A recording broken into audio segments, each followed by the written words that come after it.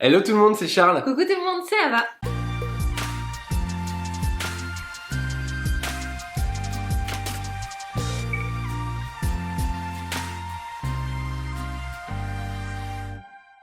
On espère que vous allez merveilleusement bien, comme toujours. d'habitude. Aujourd'hui, on a particulièrement la pêche parce que on va faire un marbré. Déjà, on aime beaucoup les marbrés. Et moi, j'ai une autre passion perso. Ava le sait, mais je crois que c'est une passion cachée aussi pour elle. C'est la cacahuète. Et donc là, c'est un marbré choco cacahuète de Palace. Voilà, comme ça, on pose les bases directes. C'est un cake de palace parce que c'est celui de Pascal Hennig qui officie dans un palace parisien, le Burgundy. Vas-y comme ça. J'en ai aucune idée. Chef, si vous passez par là, dites-nous en commentaire comment on dit le nom de votre palace. Enfin, de votre palace.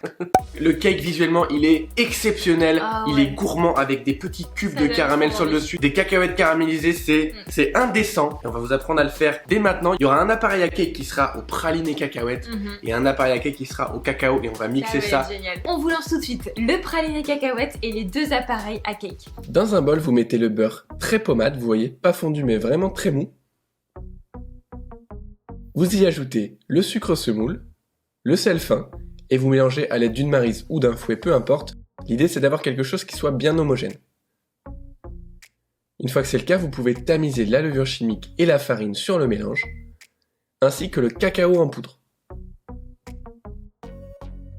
Vous tamisez bien pour éviter qu'il y ait des grumeaux dans le marbré. Et vous mélangez le tout. Ne vous inquiétez pas, ça va avoir du mal à se lier. Vous ajoutez à ce moment-là l'œuf battu.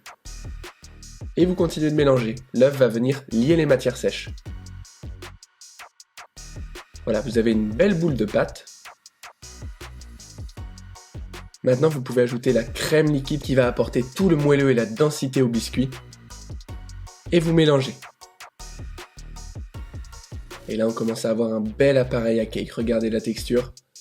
C'est celle-là que vous devez avoir. Sur un tapis en silicone, vous venez mettre vos cacahuètes, vous les étalez bien et vous les passez au four pendant 20 minutes à 150 degrés. Elles vont ressortir bien torréfiées. Dans une casserole, vous versez le sucre semoule. Vous le mettez bien sur tout le fond de la casserole et vous allez le faire chauffer sur un feu moyen jusqu'à obtenir un caramel. On veut un caramel à une couleur bien ambré comme ceci. On le met ensuite sur un tapis en silicone et on le laisse refroidir. On vient dans notre mixeur RoboCoupe mettre nos cacahuètes torréfiées refroidies ainsi que notre caramel froid également.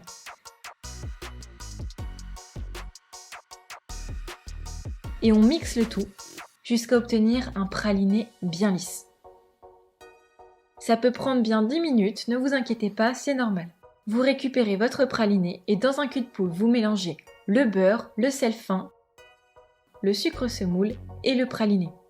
On fait maintenant notre appareil à cake au goût cacahuète. On mélange le tout, puis on ajoute les œufs. Encore une fois, vous pouvez utiliser soit la maryse, soit un fouet. Alors tout à l'heure, on commençait par la farine, ici on commence par les œufs. Peu importe en fait, commencer par les œufs, c'est peut-être plus facile. On ajoute ensuite la levure chimique, ainsi que la farine. Encore une fois, on tamise le tout pour ne pas avoir de grumeaux.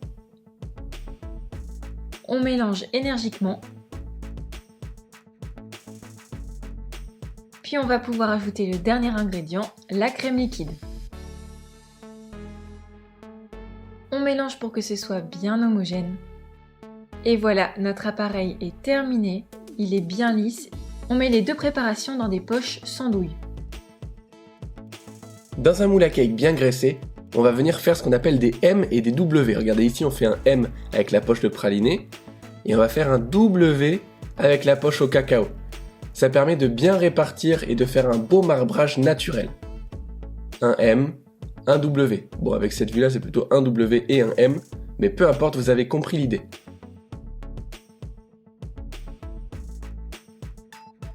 Et vous montez comme ça jusqu'en haut du cake. Ensuite, vous pouvez prendre un petit peu de beurre pommade que vous mettez dans une poche munie d'une douille de 10 mm et vous venez faire un joli cordon sur le dessus du cake. Vous enfournez pendant 80 minutes à 165 degrés. Maintenant que ça c'est fait, on va pouvoir lancer ces petits cubes de caramel qui sont presque comme des bonbons. Le chef parle de bonbons. Dans une casserole, vous allez faire chauffer jusqu'à très léger frémissement la crème liquide. Vous stoppez et vous la laissez à couvert en dehors du feu. Dans une autre casserole, vous allez verser le sucre et le glucose que vous allez faire caraméliser tranquillement sur feu doux à moyen. L'idée, ça va être d'obtenir un caramel qui soit légèrement ambré, comme tout à l'heure. Vous voyez, vous ne commencez à mélanger qu'à partir du moment où le sucre est fondu. Ça vous permet d'éviter d'avoir des amas de sucre. Et une fois qu'il a la couleur que vous souhaitez, vous le décuisez à l'aide de votre crème bien chaude. Si elle était froide, ça ferait des grumeaux de sucre. Et une fois que tout est bien incorporé, on réserve le caramel dans un pot bien haut. Et une fois passé en dessous des 45 degrés, on y ajoute le beurre et on mixe au mixeur plongeant pour l'incorporer.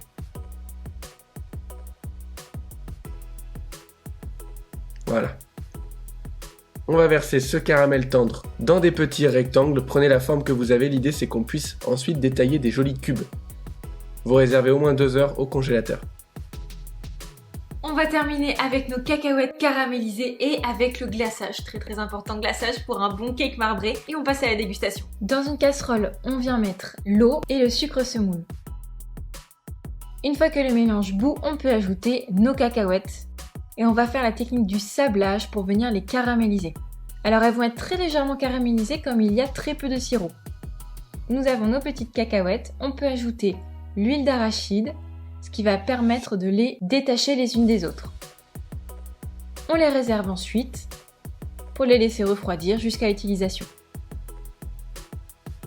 Dans un cul de poule, on mélange le chocolat fondu avec l'huile de pépins de raisin. Si vous n'en avez pas, prenez n'importe quelle autre huile neutre. Et vous ajoutez des cacahuètes concassées et de préférence torréfiées. Vous réservez.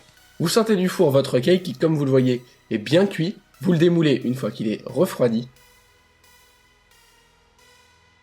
Ici, on a les bords qui se sont un petit peu évasés, alors on va les lisser à l'aide d'un couteau à dents. Peut-être que ce ne sera pas votre cas, alors vous n'aurez pas besoin de le faire.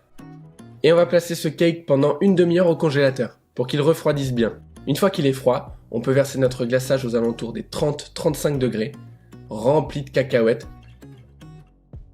Et on va venir napper entièrement ce cake. Puis on le sort de la grille et on le dépose sur une plaque pour qu'il refroidisse, au réfrigérateur. On récupère ensuite nos petits rectangles de caramel, on les démoule bien.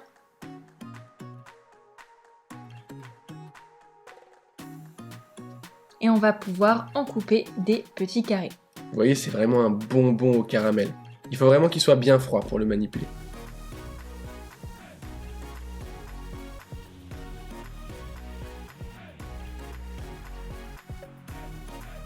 Puis on va venir récupérer notre cake, vous voyez le glaçage a figé.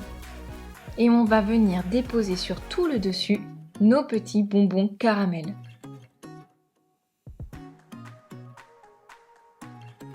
Comme c'est gourmand, c'est incroyable. Et on termine par nos cacahuètes caramélisées. Qui a envie de manger ça maintenant ?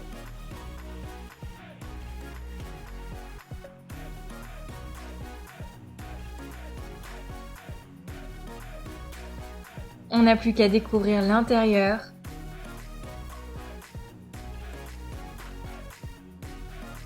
Waouh! Et à déguster une bonne part de cake.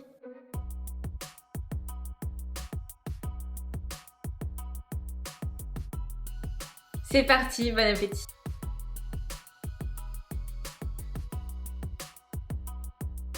Bon bah comme prévu, c'est juste gourmandissime. Non, c'est mieux. Le caramel, la cacahuète, le chocolat, c'est un mélange parfait. Bravo chef, je pense qu'il n'y a rien à dire. Moi ce que je préfère sur les marbrés en plus c'est le glaçage et là il est juste exceptionnel. Donc bravo, c'est juste trop bon. Bah moi c'est la cacahuète que je préfère.